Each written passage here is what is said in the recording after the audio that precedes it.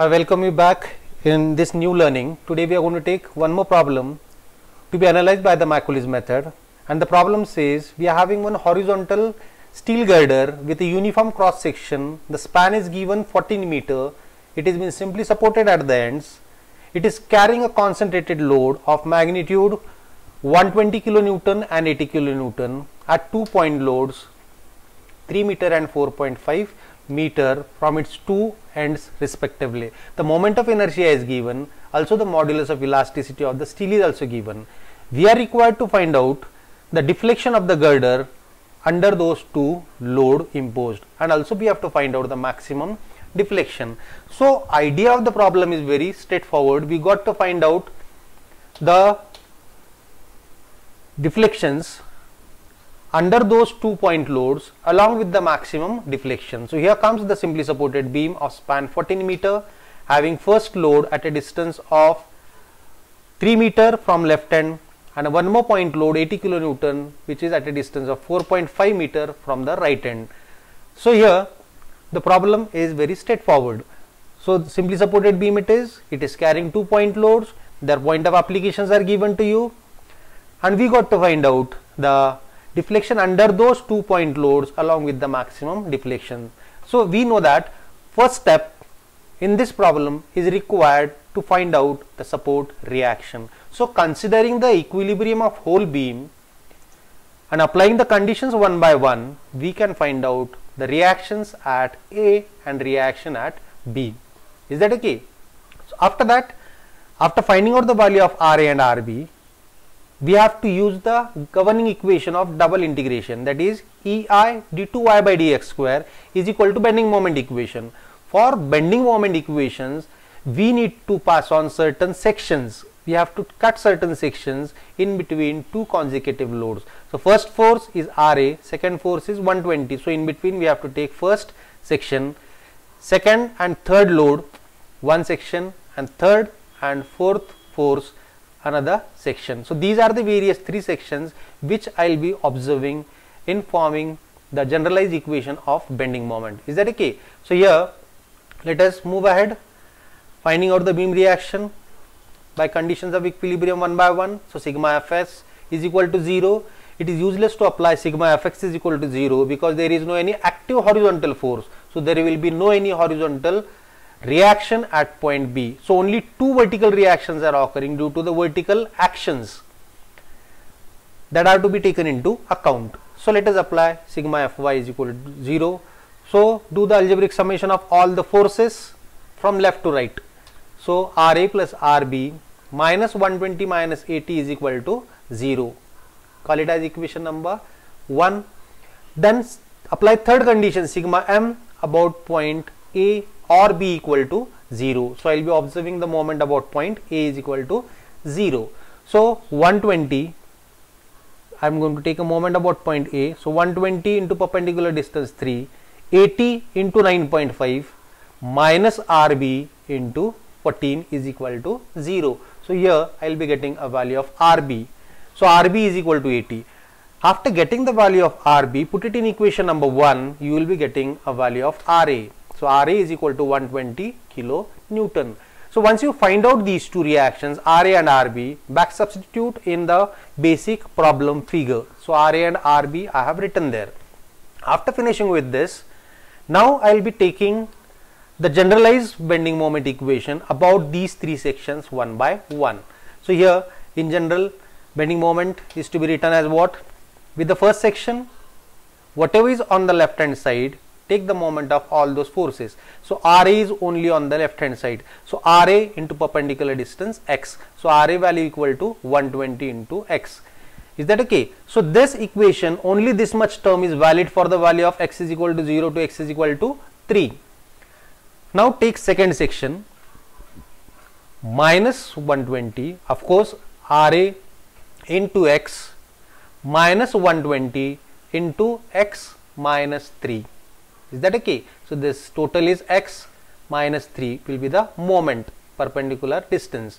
After finishing with the second section, move on to the third section and see and take the moment of all the forces which are present on the left hand side. Now check out this equation, total equation. On the right hand side, left hand side, we are having 1 force, 2 force, 3 force. For all the 3 forces I have to take a moment. So 120 into x, it is positive, minus 120 into x minus 3, total is x minus 3. Is that okay? Minus 80 into x minus 9.5. How much is this distance? 9.5. So total distance x minus 9.5 will be this much distance. So this is going to give you a generalized equation. Only first term, when only first span is going to exist. If we have to find out something between first span, only first term will be existing. If I am going to talk about something, slope and deflection between span, this particular CD, so only second equation is valid. Second section is valid, means first term and second term is valid. But if I have to find out the slope and deflection in between D and B, then obviously I have to take all the 3 terms. So it depends upon what is the objective of the problem. Is that okay? That you will get to refine when we will be moving in the forward direction of the slides. So let us move ahead. So I have the general equation of bending moment for all the 3 sections. We know what is the governing equation, EI d2y by dx square is equal to bending moment. Put the value of bending moment here. I have to integrate it. After integrating this equation, so what I did, I have this EI d2y by dx square. On the right hand side I have bending moment. This is the generalized equation of bending moment that I have written here. Now I am going to integrate it. So after integrating, what I will be getting is EI dy by dx is equal to 120 x square by 2 plus c1. According to one set of rule, I have to write the first constant of integration with the first term. Then afterwards we have to go on integrating the remaining term. Minus 120 into x minus 3 whole square by 2. This is another set of rule. So bracket is to be treated as a single term and that is to be integrated. So this bracket rests to 2 by 2. So minus 120 into x minus 3 whole square by 2 minus 80 into x minus 9 whole square by 2. So this is how I did the integration for the first time. So there occurred first term C1, constant of integration. Now if I simplify it, so 120 by 2 is equal to 60, 120 by 2 is equal to 60 and so on. So I have got the equation number small a. Now again I will be integrating so that I will be getting deflection equation. So 60 x cube by 3 plus c1x plus c2 minus 60 into x minus 3 cube by 3 minus 40 into x minus 9.5 raised to 3 by 3. So I did this. So I have come across this another constant of integration. After getting this, we can call it as equation number 2. Further I can do the simplification. 60 by 3 is equal to 20. Rewrite the equation. So I got this equation number B. So equation number A and B are the generalized equations for the slope and deflection where exist these constants of integration which are to be found out from the various boundary condition of this simply supported beam.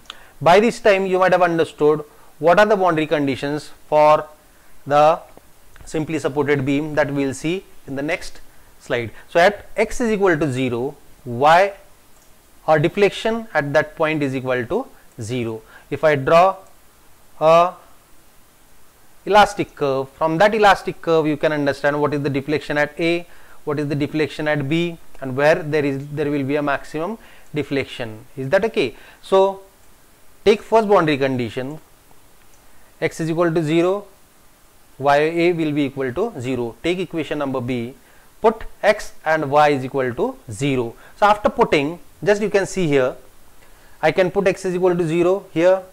So this term 0, this term 0, C2 is existing, this is also equal to 0, right? Now what is to be done with these two terms? As I said that if I put x is equal to 0, the bracket value will be what? 0 minus 3 is equal to minus 3. This is not to be entertained. Second, again 0 minus 9.5 will be equal to minus 9.5. Again this is not to be entertained. And one more reason I have told you why it is not to be included in the calculation of C2. The reason is when I am talking about x is equal to 0, there only the first section is valid, that is for the section AC part. Is that okay? So when this is what is the thing, we have to do the further calculations. You can simplify, but after putting the value of x is equal to 0, ya is equal to 0, and there only first term exists, therefore C2 is equal to 0. Now another boundary condition, x is equal to 14, so yb is equal to 0. Here what will be the case? How many terms we will have to take? If I am talking about x is equal to L, means all the three sections are valid, and when this is what is the thing happening when x is equal to 14, means I have to take all the three terms, these three terms as well as all these three terms, because here 14 minus 3 will give you 11, and this particular is going to give you certain positive value. So we have to include this term as well as this term when x is equal to 14. Is that okay? So put that value and get the value of the remaining constant, that is C1, and we got C1 is equal to minus 1931.78. After getting a value of C1 and C2, what we have to do? We have to back substitute in equation number A and equation number B, and what you will be getting is the new equation capital A and capital B. So substitute that value of C1 and C2. So here, after rewriting that equation small a and small b, I am coming across a new equation capital A and capital B for the slope and deflection. Is that okay? So here I can say now equation capital A, equation capital B are the generalized equation for the slope and deflection. You can find out any slope and deflection at any value of x. So these two equations are very important for that particular findings. Is that okay? Now we are required to find out the slope and deflection under point C and D, means at x is equal to 3 and at x is equal to 9.5. So what we have to do? We have to put the value of x is equal to 3 in equation B, so that we can find out the deflection at C. So after simplifying, I got deflection at C is equal to minus 15.64 millimeter, minus because it is downward. Is that okay? So here the value of E and I were already given in the problem, so I have directly substituted all those. So this is 10 raised to 3.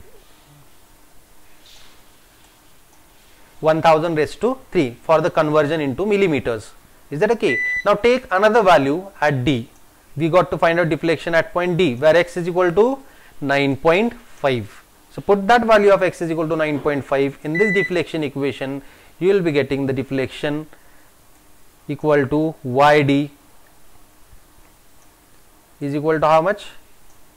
Minus 19.93 millimeter, again downward. So this is how we have found out the value of deflection under the point load C and D. One more thing was required, that is the maximum deflection. So let us see how to find out the maximum deflection.